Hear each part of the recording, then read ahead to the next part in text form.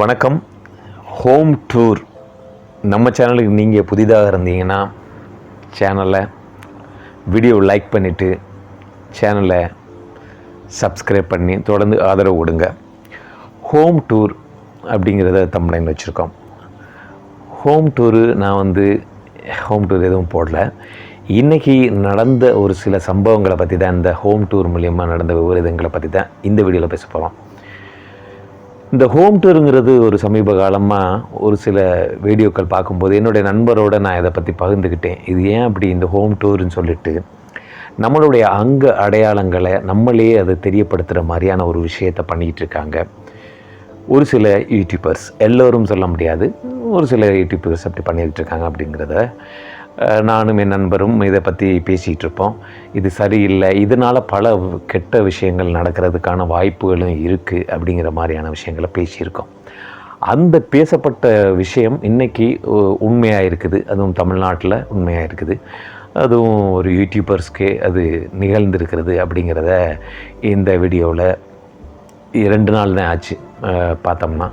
அது எப்படின்னா, கோயம்புத்தூரில் இந்த யூடியூபர்ஸ் கடுமையான உழைப்போடு எல்லா யூடியூபர்ஸ் மாதிரியே உழைச்சி அது ஒரு நிறைய சப்ஸ்கிரைபர் பண்ணி வாட்ச் ஹவர்ஸ்லாம் ரீச் பண்ணிவிட்டு இன்றைக்கி பெரிய லெவலில் அவரோட உழைப்பினால் சொந்தமாக இடம் வாங்கி, சொந்தமாக வீடு கட்டி, சொந்தமாக கார் வாங்கி எல்லாம் பண்ணியிருக்கிறாரு.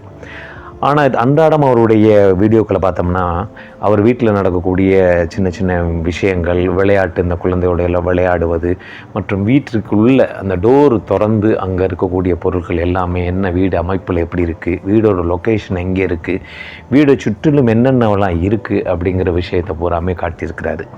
அதை தொடர்ந்து அந்த சப்ஸ்கிரைபரான அந்த யூடியூபரோட சப்ஸ்கிரைபரானவர் என்ன பண்ணியிருக்கிறாரு, இவ்வளோ குறுகிய காலத்தில் எப்படி ஒரு சம்பாதிச்சிட்டாரு அப்படிங்கிற மாதிரி அவரும் ஒரு கஷ்டத்தில் இருக்கக்கூடிய அந்த சப்ஸ்கிரைபர் என்ன பண்ணுறாருன்னா, நம்மளும் ஒரு குறுகிய காலத்தில் நம்ம பணத்தை சம்பாதிக்கணும் அப்படிங்கிற எண்ணம் தோன்றி இருக்குது. தொடர்ச்சியாக அந்த வீடியோக்குள்ளே பார்த்துக்கிட்டு இருந்ததுனால அவருக்கு பல விஷயங்கள் தெரிய வந்திருக்குது. அவரை வீட்டை பற்றி, அது எங்கெங்கே லொக்கேஷன் எல்லாமே தெரிஞ்சிருச்சு. பாண்டிச்சேரியிலேருந்து தொடர்ச்சியாக இங்கே கோயம்புத்தூருக்கு கோயம்புத்தூரில் அவர் வீடையும் சென்றடைஞ்சிட்டார். ராத்திரி 1:30 மணிக்கு வந்தது நேரம் ஆயிடுச்சுங்கிறதுனால அவர் மொட்டை மாடியில் போய் படுத்து அங்கே தூங்கிட்டார். விடிய காலையில் ஒரு 5:30 மணிக்கெலாம் அப்படிப்பட்ட நேரத்தில் கதவை தட்டி திறக்கும்போது பார்த்தோம்னா, கதவை திறந்த உடனே தன் கையில் வச்சுருந்த கத்தியை கழுத்தில், அந்த யூடியூபர்ஸ் கழுத்தில் வச்ச உடனே அவர் ஒரு டக்குன்னு அவர் சுதாரித்து கொண்டு அந்த கத்தியை மடக்கி, அவரை மடக்கி பிடிச்சி அக்கம் பக்கத்தில் அந்த ஏர்லி மார்னிங் அதிகாலைங்கிறதுனால பக்கத்தில் வாக்கிங் போகிற அவங்கெல்லாம் இருக்கிறதுனால அந்த நேரம் சத்தம் கூச்சலிட்டதுனால எல்லோரும் அவங்கள பிடிச்சி போலீஸில் ஒப்படைக்கப்பட்டாச்சு. இப்போ போலீஸ்லேருந்து வந்த தகவல் என்னென்னா, இப்படி நீங்கள் உங்களுடைய வீடு அமைப்பு எல்லாவற்றையுமே நீங்களாகவே தெரியப்படுத்தி, உலகம் அறிய தெரியப்படுத்தி இந்த மாதிரி பண்ணாதீங்க, அது ரொம்பவே தவறான விஷயங்கிறதையும் தெரியப்படுத்தியிருக்கிறாங்க காவல் நிலையத்திலிருந்து. இதைத்தான் நாங்களும் பேசினோம், இந்த மாதிரி செய்யக்கூடாது அப்படிங்கிற மாதிரி. எதை பகிரணும், எதை பகிரக்கூடாது, எந்த அளவு பகிரணும், எந்த அளவு பகிரக்கூடாத விஷயங்களை பகிரக்கூடாது, முகநூல்லையும் சரி, யூடியூப் இணையத்திலையும் சரி அப்படிங்கிற விஷயத்தை தான் இந்த வீடியோவோட, அதாவது மாரல், இந்த ஸ்டோரி உண்மையிலேயே அது எடுத்துக்காட்டாக இருந்திருக்குது.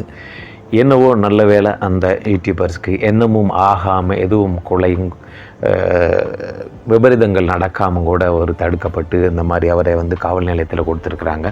ஆகையினால் என்னென்னா, தயவு செய்து யூடியூபர்ஸ் அவர்களுடைய மோகத்தினால் வியூவர்ஸ் அதிகரிக்கணும், சப்ஸ்கிரைபர் அதிகரிக்கணும் அப்படிங்கிற ஒரு எண்ணத்தினால் ஒரு சிலர் செய்யக்கூடிய இந்த தவறுகள், அதை பார்த்து மற்றவர்களும் மீது நம்மளும் எப்படி செய்யலாம் அப்படிங்கிற மாதிரியான ஊந்துதலுக்கு வருது. ஆகையினால் இப்படிப்பட்ட விஷயங்களை தவிர்ப்பது ரொம்பவே நல்லது. அதுவும் எதை பகிரணும், எதை பகிரக்கூடாது அப்படிங்கிறது நம்மளுடைய தமிழர் பாரம்பரிய பண்பாடு, கட்டமைப்பு இதெல்லாம் இருக்குது. இதுகளை பின்பற்றி வந்தாலுமே நம்ம ஒரு சில விஷயங்கள்லேருந்து நம்மளை காப்பாற்றி கொள்ள முடியும் அப்படிங்கிறது தான் நான் சொல்கிறேன். என்னடா அவன் அப்படி சொல்ல வந்துட்டான் அப்படிங்கிற மாதிரி ஒரு சிலர் பேசுகிறதுக்கான வாய்ப்பு இருக்குது. நான் சொல்கிற விஷயம் நல்ல கருத்தை ஒரு நல்ல விஷயமாக ஒரு 10 பேருக்கு போய் சென்றடைஞ்சுன்னா இது மூலிமா எனக்கு ரொம்ப சந்தோஷமாக இருக்கும். நீங்கள் இந்த வீடியோ உங்களுக்கு பயனுள்ளதாக இருந்துச்சுன்னா உங்கள் நண்பர்களுக்கும் ஷேர் பண்ணுங்கள், வீடியோக்கு லைக் பண்ணுங்கள், மறக்காமல் சப்ஸ்கிரைப் பண்ணுங்கள், தொடர்ந்து ஆதரவு கொடுங்க. மிக்க நன்றி.